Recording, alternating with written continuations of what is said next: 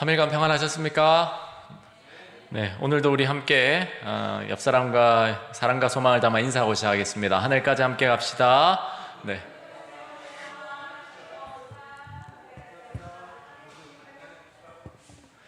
네, 앞서 우리 인도자가 이야기를 잠깐 해주셨듯이 비가 내렸어요. 그런데 그 비가 얼마나 반가운지 이 무더위를 싹 씻어주는 그러한 비라고 느껴졌습니다. 우리는 매일매일 성령의 단비를 구하고 받으며 또 기다리는 사람들이잖아요. 오늘 이 시간에도 하나님께서 우리에게 성령의 단비를 내려주시고 성경에서 말하는 유쾌하게 되는 그러한 순간이 오늘 경험되어지기를 예수님의 이름으로 축복합니다.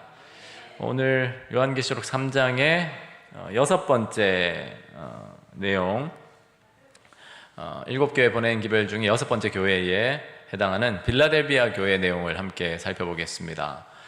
제가 본문을 봉독하겠습니다. 빌라델비아 교회의 사자에게 편지하라. 거룩하고 진실하사 다윗의 열쇠를 가지시니 곧 열면 닫을 사람이 없고 닫으면 열 사람이 없는 그가 이르시되, 볼지어다 내가 내 앞에 열린 문을 두었으되 능히 닫을 사람이 없으리라. 내가 내 행위를 아노니 내가 작은 능력을 가지고서도 내 말을 지키며 내 이름을 배반하지 아니하였도다. 보라, 사탄의 회당 곧 자칭 유대인이라 하나 그렇지 아니하고 거짓말하는 자들 중에서 몇을 내게 주어 그들로 와서 내 발 앞에 절하게 하고 내가 너를 사랑하는 줄을 알게 하리라. 내가 나의 인내의 말씀을 지켰은즉 내가 또한 너를 지켜 시험의 때를 면하게 하리니 이는 장차 온 세상에 임하여 땅에 거하는 자들을 시험할 때라. 내가 속히 오리니 내가 가진 것을 굳게 잡아 아무도 내 면류관을 빼앗지 못하게 하라. 이기는 자는 내 하나님 성전의 기둥이 되게 하리니 그가 결코 다시 나가지 아니하리라. 내가 하나님의 이름과 하나님의 성 곧 하늘에서 내 하나님께로부터 내려오는 새 예루살렘의 이름과 나의 새 이름을 그의 위에 기록하리라. 귀 있는 자는 성령이 교회들에게 하시는 말씀을 들을지어다. 아멘. 아멘. 빌라델비아는 지난 시간 우리가 살펴본 사대에서 동남쪽으로 약 40km 지점에 위치한 도시입니다. 아시다시피 7교회가 그 당시에 소아시아 지역에 소식을 전하고 또 무역의 하나의 통로가 되었던, 오늘날로 말하면 이 고속도로에 위치한 도시들이었습니다. 그 중에 빌라델비아가 4대 아래 동남쪽 40km 지점에 위치했었는데, 오늘날로 말하면 터키 서부의 알라쉐이르 도시라고 할 수 있겠습니다. 역사적인 배경을 먼저 빠르게 좀 살펴보면, 빌라델비아는 7교회 중에서는 가장 역사가 짧은 도시입니다. 산이 많은 화산 고원지대에 위치해 있고 강한 요새 도성으로 형성되었었습니다. 버가모의 왕 아탈루스 2세, 그의 별명이 필라델푸스라고도 알려져 있는데, 이 아탈루스 2세가 건설을 했고 그 도성의 이름을 필라델피아로 지은 것에서 유래해서 필라델비아 교회가 명명되었습니다. 필라델푸스는, 그러니까 아탈루스 2세는 그의 형 에우메네스 2세를 아끼고 사랑해서 육군 장성으로 그를 섬겼다. 이것이 무슨 말인가 하면 굉장히 복잡한 관계, 그러니까 버가모가 로마에 의해서 이제 사실상 멸망하게 되었을 때에 로마가 이 아탈루스 2세에게 왕위를 차지하도록 이렇게 종용했었습니다. 그러나 그 당시에 왕이었던 이 아탈루스 2세의 형 에우메네스 2세가 보좌에 있었는데, 이 아탈루스 2세는 그 형을 참 사랑하고 아꼈어요. 그래서 자기가 보좌를 차지할 수 있는 기회가 있었지만 그를 그 보좌를 찬탈하지 않았습니다. 오히려 형을 육군 장성으로 자신이 그 형을 지키고 또 섬겼다라는 이야기가 전해져 오고 있습니다. 이 빌라델비아는 그리스의 언어와 문화를 리디아와 프리기아 지방에 전달하는 문화적 선교도시 역할을 했습니다. 또 빌라델비아는 지리적 여건 때문에 지진이 잦았어요. 그래서 AD 17년 대지진이 일어나서 사실상 이 빌라델비아 지역이 폐허가 됐었습니다. 이후에 로마 황제 티베리우스, 우리 성경에 디베료 황제라고 나와 있고 예수님이 십자가에 달려 돌아가실 때의 황제였던 그 로마 황제 때 로마인들이 이 빌라델비아를 재건했습니다. 그리고 이 빌라델비아에는 유대인의 회당이 굉장히 번창하고 번성했었는데 그렇기 때문에 유대인들이 당시 그 사회에서 정치와 경제에 많은 영향을 미쳤고, 이로 인해서 그 빌라델비아에 있던 그리스도인들은 그곳에 있던 유대인들에게 많은 시련과 박해를 당해야 했었습니다. 이러한 배경 속에서 오늘 본문을 하나씩 좀 살펴보겠습니다. 빌라델비아 교회의 예수님은 거룩하고 진실하사 다윗의 열쇠를 가지신 이로 자신을 나타내십니다. 거룩하신 이라는 이 표현은 구약에서 하나님을 가리키는 것이죠. 그런데 이 신약에 와서는 신약 성도들에게 예수님을 가리키는 신성한 표현이기도 했습니다. 다시 말해서 예수님께서 자신을 거룩하고 진실하다라는 표현으로 나타내셨다라는 것은 자신의 신적 속성, 하나님 되심을 이 빌라델비아 교회에 나타내신 거예요.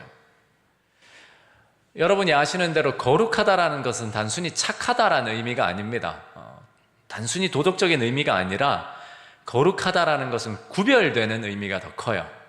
그래서 우리가 거룩한 성도, 거룩하게 살아야 된다라는 이런 의미는 착하게 산다라는 의미로 담을 수가 없는 말입니다. 세상에서 교회를 다니지 않더라도 착하게 사는 사람들은 많습니다. 오히려 우리보다 착하게 사는 사람은 더 많을 수 있어요. 그러나 거룩하게 산다라는 것은 구별되는 삶인데 그 기준이 무엇이죠? 무엇을 기준으로 구별되는 겁니까? 네, 하나님의 말씀, 그 말씀이 예수님을 통해 나타나신 것이죠. 결국 구별된다, 거룩하다라는 말은 하나님의 말씀을 따라서 사느냐 살지 않느냐로 구별되는 거예요. 그저 착하냐 착하지 않느냐면 세상의 도덕법으로 구별할 수 있습니다. 그러나 하나님의 말씀을 따라 사는가 그렇지 않은가가 거룩한가 거룩하지 않은가의 기준이 된다는 것이죠. 그리고 그 말씀이 앞서 잘 대답하신 대로 예수 그리스도의 삶으로 나타난 거예요. 그저 예수님은 착한 사람이 아니셨어요. 예수님은 육신으로 나타난 하나님의 말씀이셨습니다. 그래서 우리가 예수님처럼 산다라는 것은 그저 착한 일을 하면서 산다라는 의미가 아니라 하나님의 말씀을 따라 산다라는 것이죠. 이 당시에 빌라델비아 성도들이 어떠한 현실에 처해 있는지를 생각하면 예수님이 왜 이 빌라델비아 교회에 자신을 거룩하고 진실하신 하나님으로서 나타내셨는지를 알 수 있습니다. 당시 빌라델비아 교회는 그 사회에서 정말 소수였고 영향력을 나타내는 것은 거의 힘든 그러한 적은 무리들이었습니다. 그런 소수자로서 사회적 약자로서 신앙생활을 한다는 것은 많은 어려움이 있었어요. 이미 우리가 일곱 교회를 앞서 연구해 오면서 그 당시에 황회 숭배를 거절하거나 이 교회 그 신들의 축제에 참여하지 않으면 사회에서 격리된다라고 했잖아요. 격리가 아니라 거의 배제됐습니다. 정상적인 삶을 살 수가 없었어요. 그러나 숫자라도 많으면 힘이 될 텐데 적은 무리로서 그 빌라델비아 교회 성도들은 더 큰 어려움을 겪고 있었습니다. 그래서 오늘 본문 3장 8절에 보시면 내가 작은 능력을 가졌으나 라는 이 표현이 나와요. 이런 어려움 속에서 이 빌라델비아 교회 성도들은 유대인들의 극심한 핍박과 비난과 조롱에 맞서야 했습니다.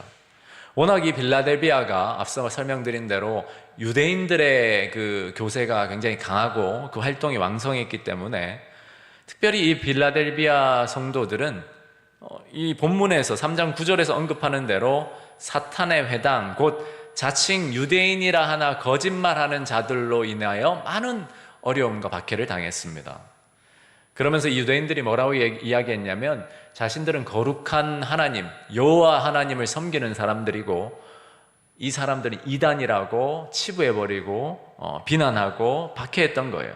그렇게 빌라델비아 성도들은 이단의 취급을 받으면서 소수의 신앙 공동체로 극심한 핍박을 받고 있었어요. 그런 모습 속에서 예수님께서 거룩한 자로 자신을 나타내셨다라는 것은 누가 참된 하나님을 섬기고 있는지를 계시해 주신 거예요. 너희가 섬기는 예수 그리스도가 바로 거룩하신 하나님이다라는 것을 보여주신 거예요.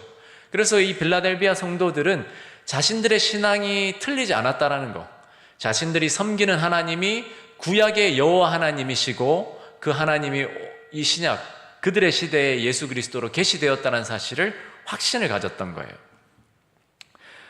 또 하나 이 빌라델비아 성도들이 처한 현실은 로마 사회에서 이 문화적 고립과 경제적 차별을 당했습니다. 로마인들은 유대인들의 그런 이야기만 듣고 당시 빌라델비아 성도들 또는 초기 교회 그리스도인들을 아주 미개하고 부정한 자들로 여겼어요. 식인종이라는 소리도 듣고 아주 더러운 자들, 세상 사람으로 이 의인으로 인정받지 못했고 이단 반역자, 미혹된 자, 그리고 무신론자라는 이런 오해도 받았습니다. 그러나 그러한 상황 속에서 예수님이 자신을 거룩하시고 진실하신 분으로 나타내신 것은 그들이 사회에서는, 사람들에게서는 그런 취급, 부정하고 더러운 존재, 이단 취급을 받더라도 사실 하나님 앞에는 그들이 거룩하고 진실된 백성임을 보여주신 겁니다. 왜냐하면 그들이 섬기는 예수님이 거룩하고 진실하시다라는 것은 곧 그들이 거룩하고 진실된 백성이라는 의미였기 때문입니다. 그래서 예수님께서 특별히 이 빌라델비아 교회에 거룩하고 진실하사라는 그분의 이 품성과 속성을 나타내셨을 때 그 사실은 빌라델비아 성도들에게 분명 용기와 위로가 되었을 거예요. 이러한 사실은 오늘날 우리에게도 아주 큰 의미로 다가옵니다. 넓은 의미에서 그리스도인으로서 우리는 오늘날 구별된 삶을 살기 때문에 세상으로부터 많은 미움을 받고 오해를 받아요. 그러나 우리가 그러한 때에 예수님께서 우리에게 거룩하고 진실하신 분으로 나타나신 것은 우리가 섬기는 분이, 또 우리가 따르는 그 길이 틀리지 않았다라는 것, 그리고 우리가 그 길을 걸을 때에 예수님께서 늘 위로와 용기 되시는 분이심을 믿을 수 있습니다. 더 좁은 의미에서는 기독교 안에서도 이 제7일 안식일 예수 재림교회 성도라는 삶은 더 많은 이 믿음이 요구되고 또 핍박과 오해와 어려움과 도전을 받습니다. 우리도 한국 사회는 더 그렇지만 이단이라는 소리, 사입이라는 말, 이런 말 많이 듣잖아요.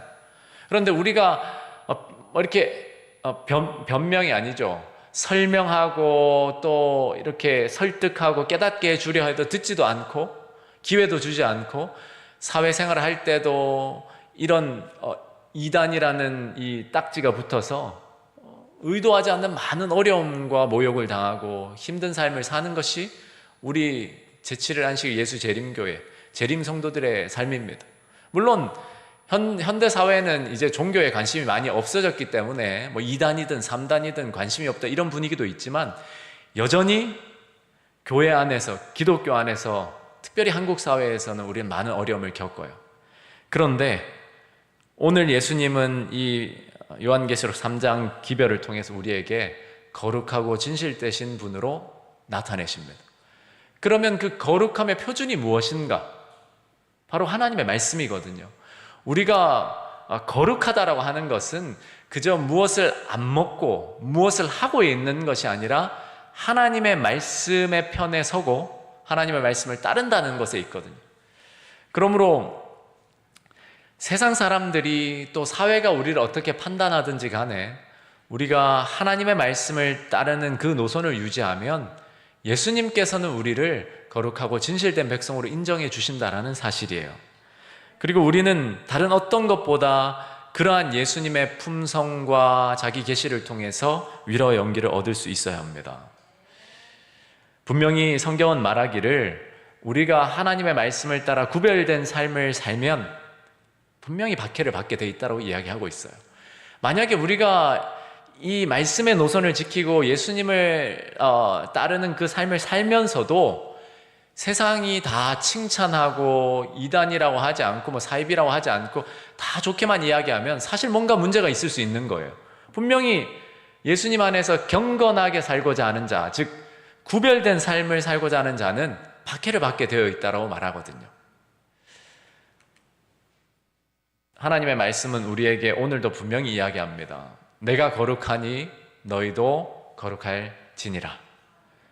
예수님이 말씀하시길 나는 하나님의 말씀이다. 그러므로 너희는 하나님의 말씀을 따라 살아야 한다. 저는 우리 새천사 가족들 그리고 재림 성도로서 여러분 각자가 오늘 이 빌라델비아 교회에 보내는 말씀으로 용기를 얻으면 좋겠습니다. 비록 사회적으로 또 기독교 단체적으로는 소수일지 모르나 작은 무리일지 모르나 우리는 분명히 거룩하고 진실하신 예수님을 섬기는 자들이고 예수님은 오늘 그렇게 우리에게 그분 자신을 나타내고 계십니다. 이 부분은 넘어가고 예수님께서 분명히 이긴 자로서 우리가 세상에서 환난을 당할 것을 말씀하셨고 그러나 그분께서 세상을 이기셨기 때문에 우리가 담대하도록 도전을 주고 계십니다. 이어서 예수님이 그분의 품성을 나타내신 이후에는 그분의 능력을 계시하십니다. 그러니까 그분이 거룩한 분이고 진실되신 분이심을 계시하신 이후에 그래서 너희가 섬기는 예수가 참으로 하나님이심을 알게 하신 이후에는 그 하나님이 어떤 능력을 가지셨는지를 계시하셔요. 다윗의 열쇠를 가지신이라는 표현은 구약 성경 이사야 22장 22절에서 그대로 가져온 표현입니다. 이사야 22장 20절에서 22절 내용을 보시면 거기에 히스기야의 남방 유다 왕 히스기야의 신실한 청지기장 엘리야김이 나옵니다. 이 엘리야김은 왕의 보고, 즉 왕의 소유물을 보관하는 창고를 다스리는 권세를 받은 자였어요. 어떤 면에서 왕의 전권을 행사하는 자였습니다. 그 22장 20절에서 22절 내용을 보시면 그날에 내가 hil기야의 아들 내 종 엘리야김을 불러 이 엘리야김이 바로 그 당시에 이사야 당시에 히스기야 왕 남방 유다의 왕의 보고를 관리하던 총책임자였습니다. 내 옷을 그에게 입히며 여기에서 너라는 의미의 여기 내는 셈나 즉 엘리야김 이전에 그 왕의 보고를 맡았던 불의한 청지기를 가리킵니다. 이 셈나에게서 그 권세를 엘리야김에게 넘겨주겠다라는 말씀을 하고 계신 거예요. 그것을 그에게 입히며 내 띠를 그에게 띄워 힘있게 하고 내 정권을 그의 손에 맡기리니 그가 예루살렘 주민과 유다의 집의 아버지가 될 것이며 내가 또 다윗의 집의 열쇠를 그의 어깨에 두리니 그가 열면 닫을 자가 없겠고 닫으면 열 자가 없으리라. 이 내용은 히스기야 왕의 그 청지기로서 교만하고 부정한 자였던 셈나가 이제 그 불의함으로 인하여 물러나고 신실한 청지기 엘리야김이 그 자리를 대신하여 왕의 모든 보물을 다스리는 일종의 전권을 행사하는 자가 된다라는 그러한 약속이었습니다. 물론 이 엘리야김은 예수 그리스도를 표상하고 있어요. 하나님께서 모든 심판의 권세를 그의 아들 예수 그리스도에게 주시고 다스리게 하신다라는 그 진리가 하나의 사건 속에서 표상으로 나타나 있는 것입니다. 3장 8절에 보시면 볼지어다 내가 내 앞에 열린 문을 두었을 때 능히 닫을 사람이 없으리라. 내가 내 행위를 아노니 내가 작은 능력을 가지고도 내 말을 지키며 내 이름을 배반하지 아니하였도다. 그러니까 예수님께서 거룩하고 진실한 분으로서 빌라델비아 교회에 자신을 나타내시고 그리고 그분이 하나님의 모든 권세를 행하시는 분, 그들의 이 성경 지식으로 그들이 알고 있는 구약 성경 배경으로 엘리야김 왕의 모든 그 보고를 맡았던 그 역할을 이제는 영적으로 예수님께서 하늘의 모든 보고를 다스리시는 하나님의 권세를 주관하시는 그런 다윗의 열쇠를 가지신 분으로 그들에게 나타나신 거예요. 이것이 빌라델비아 성도들에게 큰 위안으로 다가가야 했던 것입니다. 그러므로 요약해 보면 거룩하고 진실하사라는 이 표현은 예수님의 신적 품성, 그러니까 하나님의 품성을 계시하시는 것이고, 다윗의 열쇠를 가지신 이는 하나님으로서의 예수님의 능력을 계시하고 있는 겁니다. 히브리서 11장 6절에도 보시면 믿음이라는 건 결국 하나님이 계신 걸 믿고, 그 하나님이 어떤 분이냐면 자기를 찾는 자들에게 상 주시는 이심을 믿는 거예요. 이 자기를 찾는 자들에게 상 주시는 이심이라는 이 표현에는 앞서 거룩하고 진실하사 다윗의 열쇠를 가지신 이라는 이 의미가 함축적으로 담겨 있습니다. 어떻게 그런가? 자기를 찾는 자들에게 상 주시는 이심이라는 이 말에는 하나님의 그 신실하신 품성이 들어있어요. 그리고 찾는 자들에게 상을 주려면 능력이 있으셔야 하잖아요. 바로 하나님의 능력이 담겨 있는 겁니다. 그러므로 우리가 하나님을 믿는다라고 할 때 마치 미신적으로 비나이다 그렇게 믿는 것이 아니라 성경적으로 하나님을 믿는다라고 하는 것은 하나님의 존재를 믿고 그분의 품성과 능력을 믿는 거예요. 그런데 그분의 품성과 능력이 어디에서 계시되었냐면 예수 그리스도의 그 십자가 사건을 통해서 하나님의 사랑이 완전히 계시되었고, 그분의 죽으심 이후에 부활하심을 통해서 하나님의 능력이 온전히 드러났던 겁니다. 그래서 우리가 예수님을 믿을 때에는 그 하나님의 품성과 그분의 능력을 믿는 거예요. 바로 빌라델비아 성도들은 이 믿음을 잃어버리지 말아야 했고, 이것은 오늘날 우리에게도 마찬가지입니다. 빌라델비아 교회는 작지만 믿음을 굳게 지킨 교회였고, 예수님은 그들에게 열린 문을 두셨다라고 해요. 우리가 7교회를 하나씩 살피고 있는데, 사실 지난번 두아디라 교회 같은 4대 교회 같은 경우에는 책망이 많았잖아요. 우리는 그 교회에 보내는 기별도 우리의 것으로 받아들였습니다. 그래서 우리가 사실 많은 성찰도 했고 찔림도 받았고 또 회개를 경험해야 해요. 동시에 빌라델비아 교회에 보낸 기별도 우리에게 보낸 기별입니다. 그런데 빌라델비아 교회에 보내는 기별에는 책망이 없어요. 그만큼 신실하고 참되게 하나님을 섬겼던 성도들을 격려하고 계십니다. 여러분, 우리는 예수님의 격려를 많이 받을 필요가 있습니다. 예수님도 우리를 칭찬하시는 분입니다.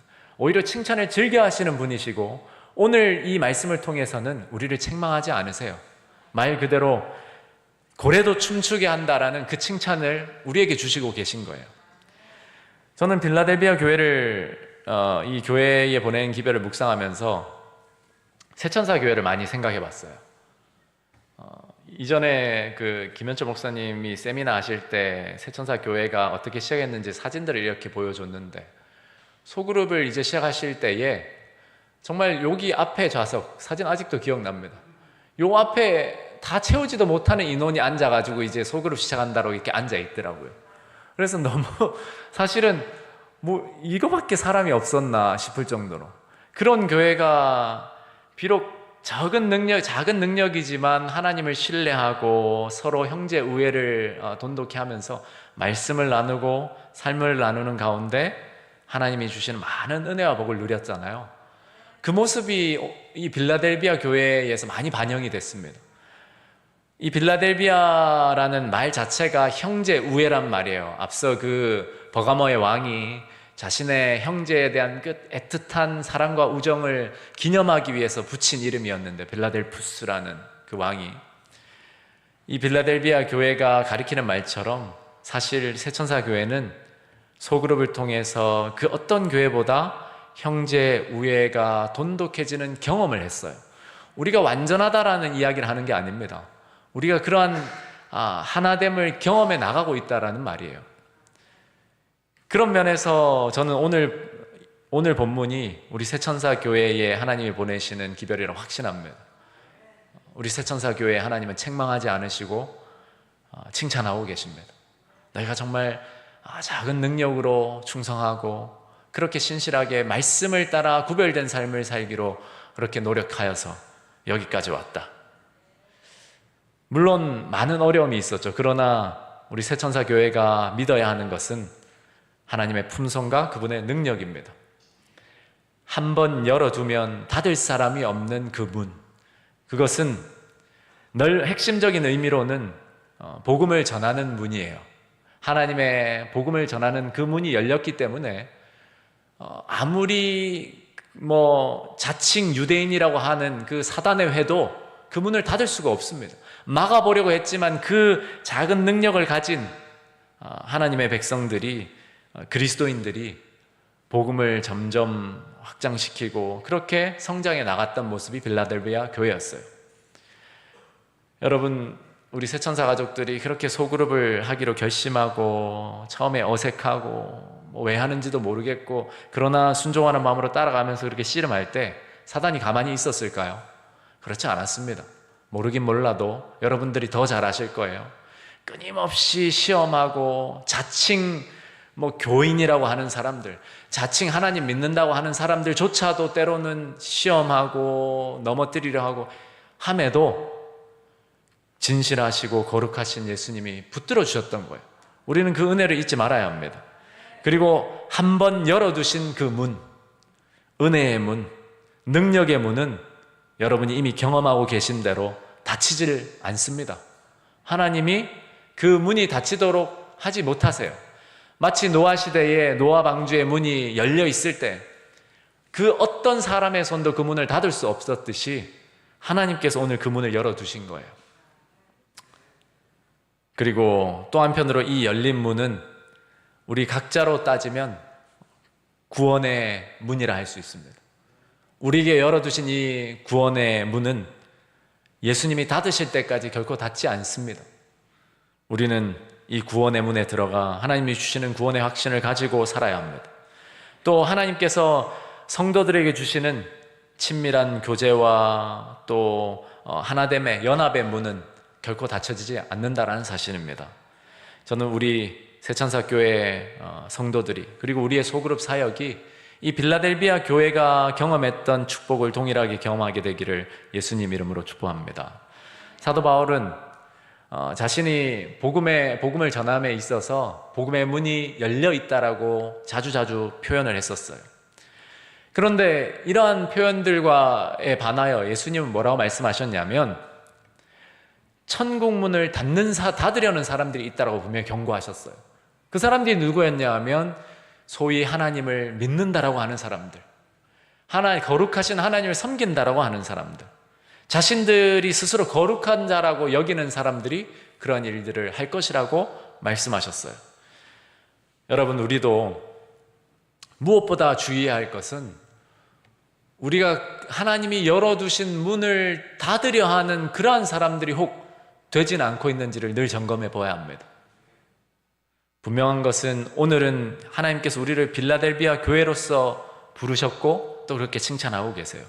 그러므로 우리가 다른 어떤 방해든 공격이든 사회 환경이든 간에 복음의 문이 활짝 열려 있다는 사실을 늘 신뢰해야 합니다.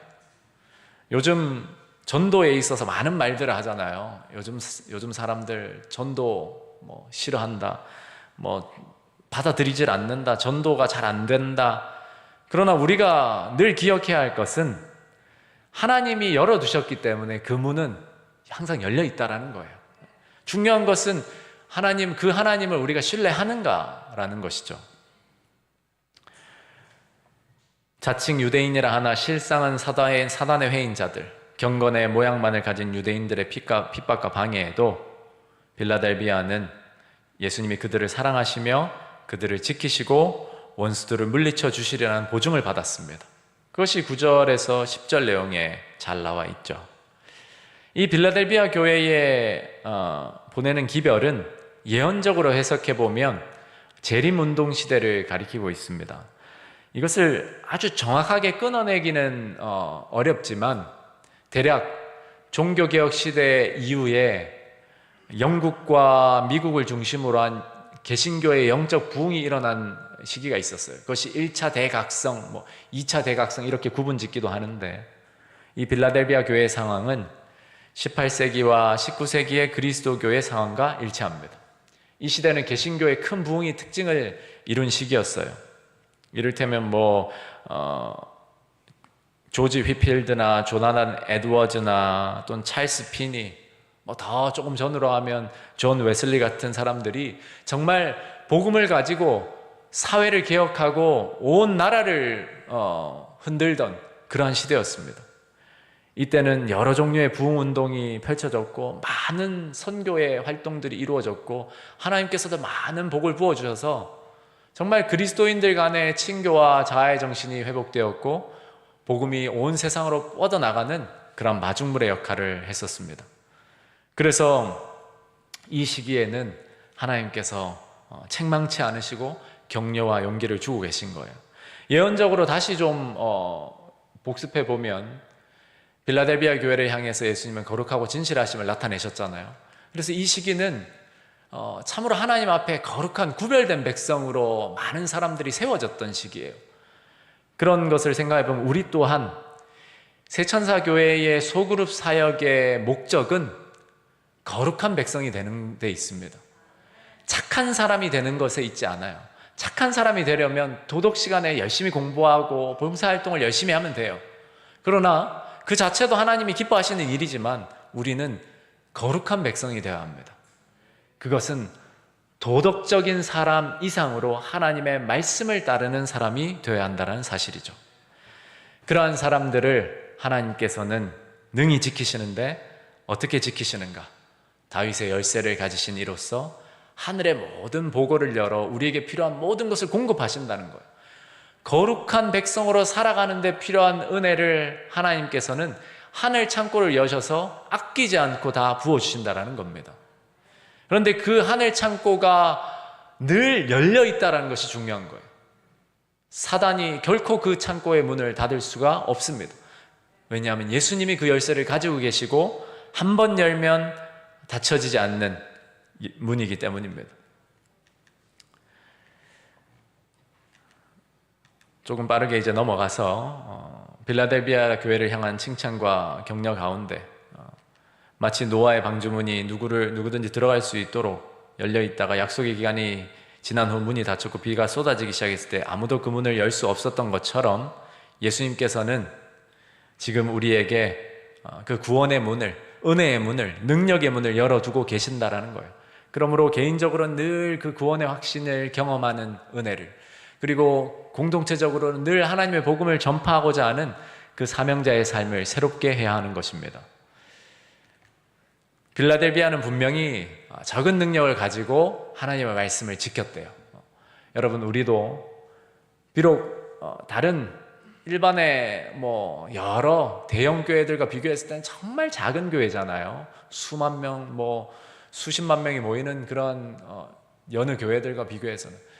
그렇다고 그 수가 충성됨을 가늠하는 것은 아니지만 비록 우리의 능력이 적다 하더라도 우리가 적은 능력을 가지고도 예수님의 말씀을 지키면 하나님께서 우리를 지킨다라는 거예요.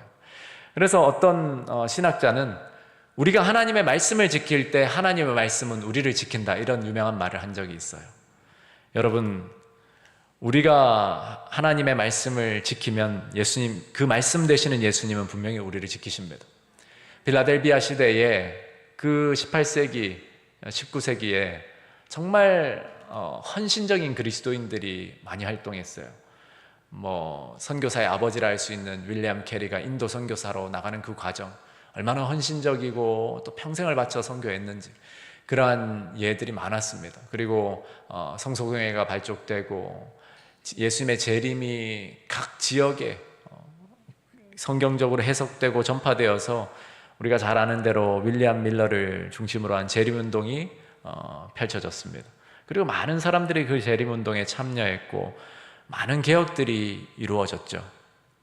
그렇게 예수님의 재림이 가까움을 알리고 1차 대각성, 2차 대각성의 개신교회가 정말 뜨겁게 부흥하고 많은 성도들이 거룩한 삶을 살고자 노력하던 시기가 바로 이 시기였습니다.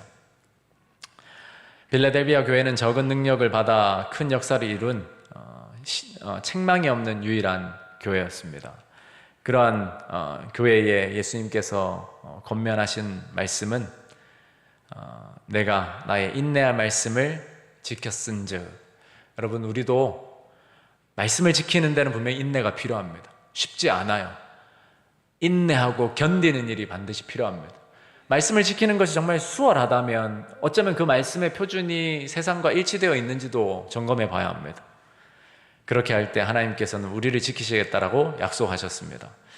상식적인 이야기이지만 유다와 유대라는 이 표현, 여기에는 유대인이라는 표현이 나오는데 상식적으로 잠깐 정리하고 넘어가겠습니다. 유다라는 표현은 구약 시대에 북방 이스라엘과 남방 유다가 나뉘어질 때의 그 의미입니다. 그러니까 좁은 의미예요. 유다는 남방 유다, 그 유다 사람들을 말하는 것이고, 유대란 말은, 또 유대인이란 말은 바벨론 포로기 이후에 로마가 이 이스라엘 지방, 팔레스타인 지방이죠. 이 지방을 다스릴 때 세 개의 도로 나누어서 다스렸거든요. 그게 유대 지방, 사마리아 지방, 또 갈릴리 지방으로 이렇게 나누어서 각 지방의 분봉왕을 또는 총독을 두었어요. 그래서 그때 유대 총독이 빌라도였거든요. 그러니까 도지사라고 할 수 있겠죠. 그때의 이 행정구역의 의미를 유대, 여기에서 이제 유대란 말이 생겼고, 그리고 유대인이란 말은 이미 남방 유다, 북방 이스라엘이 다 멸망한 뒤에 포로기 이후의 말이기 때문에 여기에서 유대인이란 말은 남방 유다가 말했던 유다인들, 유다 지파를 말하는 게 아니라 이스라엘의 백성들을 아우르는 표현으로 여러분들이 이해하시면 되겠습니다. 그래서 유대인, 유다, 유대, 또 유다인, 유대인은 다른 말입니다. 그것을 여러분들이 상식적으로 알아두시고, 오늘날 현대에서는 다 유대인이라는 표현을 사용하죠. 그 표현은 이 여호와 하나님을 섬기는 그 일반의 넓은 의미의 이스라엘 백성들을 나타낸다는 말입니다. 어쨌든 예수님께서는 그 사단의 회, 자칭 유대인이라고 하는 그 사람들도 결국은 그들 하나님을 신실하게 섬기는 그 빌라델비아 교인들 앞에 굴복하게 될 것이라는 그 약속을 주시고, 궁극적으로 누가 의로운 백성으로 서게 될 것인지에 대한 확신을 주십니다. 그래서 그들에게 인내가 필요했던 거예요.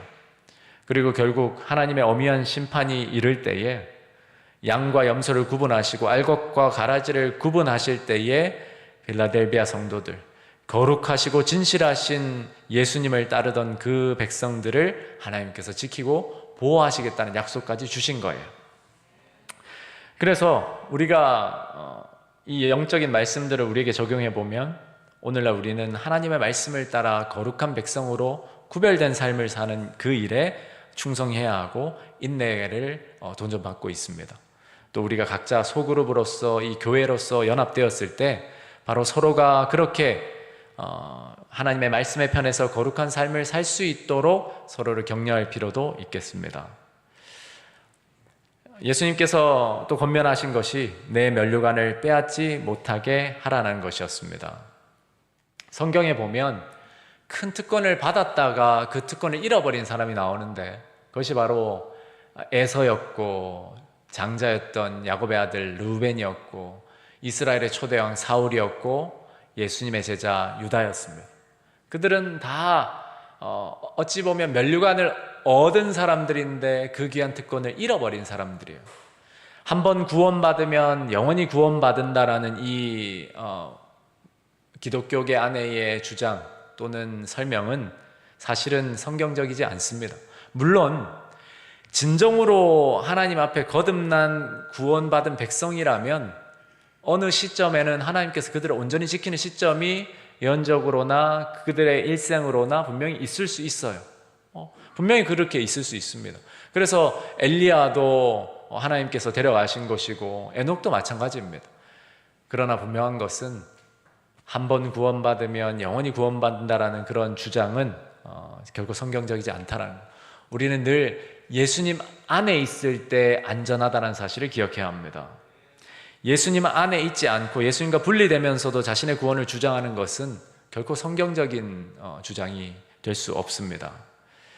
우리가 이 자신의 특권을 받았다가 스스로 버리고 또는 잃어버렸던 이 성경의 인물들을 반면교사 삼아서 우리는 받은 구원을 상실하지 않도록 늘 거룩하시고 진실하신 예수님을 믿음으로 바라보고 예수님의 보호 아래 거해야 한다는 사실을 기억하면 좋겠습니다. 이렇게 거하는 자들을 예수님께서는 상급을 주시는데 하나님 성전의 기둥이 되게 하고 또 새 예루살렘의 이름과 그분의 새 이름을 그들에게 기록하겠다는 약속을 받아요.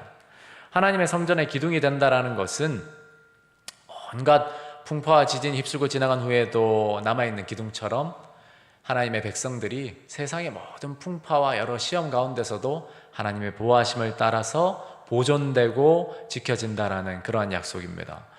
그리고 그 당시의 시대적 배경을 보면 이 빌라델비아는 지진으로 늘 불안함에 떨어야 했던 지역이기도 합니다. 수시로 보찜을 챙겨 집과 거리를 빠져나가는 그러한 불안 속에서 살았는데 바로 그런 배경 속에서 다시 나가지 아니하리라는 이 말씀이 주어졌던 거예요. 그러니까 두려움 없이 불안함 없이 영원히 하나님 집에 거할 것이라는 그 보증을 약속해 주신 겁니다. 그리고 예루살렘의 이름과 그분의 새 이름이 기록된다는 것은 하나님과 함께 거할 수 있는 영원한 속성과 품성을 소유한 백성으로 인침을 받게 된 사람들로 서게 될 것이라는 하나님의 귀한 약속입니다. 저는 오늘 여러분들과 함께 이 빌라델비아에 보내는 기별을 함께 살펴보았는데요. 우리 새천사 가족들이 참으로 빌라델비아 교회와 같은 사람들이라는 사실로 참 감사했고, 그리고 이 다음에 나오는 말씀이 바로 라오디게아 교회 보낸 기별이잖아요. 칭찬을 받은 사람들이 그것으로 만족하고 우리가 부요하다 생각하는 순간 넘어지기 시작하는 겁니다. 우리는 빌라델비아 교회에서 라오디게아로 넘어가는 것이 아니라 오히려 더 열심 있는 빌라델비아 교회 성도들이 되면 참 좋겠다는 생각을 해봅니다. 그리고 우리 모든 새천사 가족들의 마음에 또 삶에 하나님의 성전의 기둥이 되고 그분의 이름이 기록되는 그 인치심의 축복이 이제로부터 하나님 오시는 그날까지 영원히 우리에게 경험되어지기를 예수님 이름으로 축복합니다. 오늘 함께 우리 나눈 말씀을 생각하면서 말씀 나눔의 시간을 잠깐 갖겠습니다. 초기 교회 시대의 빌라델비아 교회와 오늘날 우리 교회는 어떤 면에서 닮았습니까? 함께 생각해 봐 주시고 나눠주시고 또 빌라델비아 교회 보내신 예수님의 기별이 오늘 우리에게 어떤 위로와 용기를 줄 수 있는지를 나눠주시면 감사하겠습니다.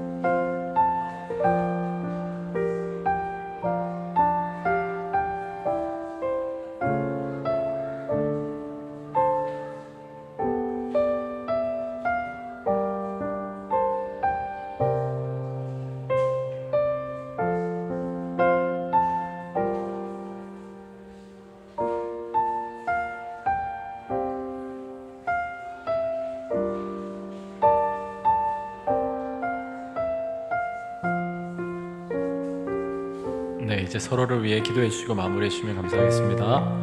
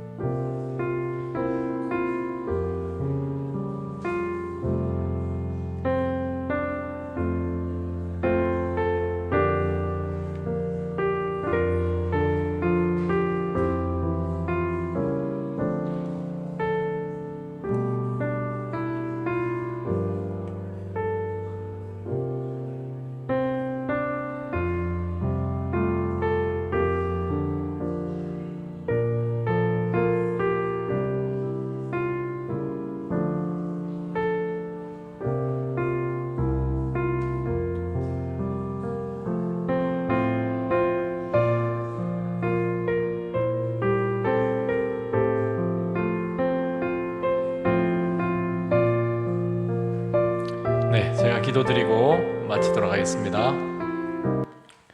하나님 아버지, 저희를 위하여 구원의 문, 은혜의 문을 열어주신 예수님을 인해 감사드립니다. 저희가 이 시대의 빌라델비아 교회로서 형제 우애를 나누며 하나님께 영광을 돌리게 하여 주시고, 무엇보다 하나님의 말씀을 따라 살아가는 삶을 살며 거룩하고 진실하신 주님의 백성 되게 하여 주시옵소서.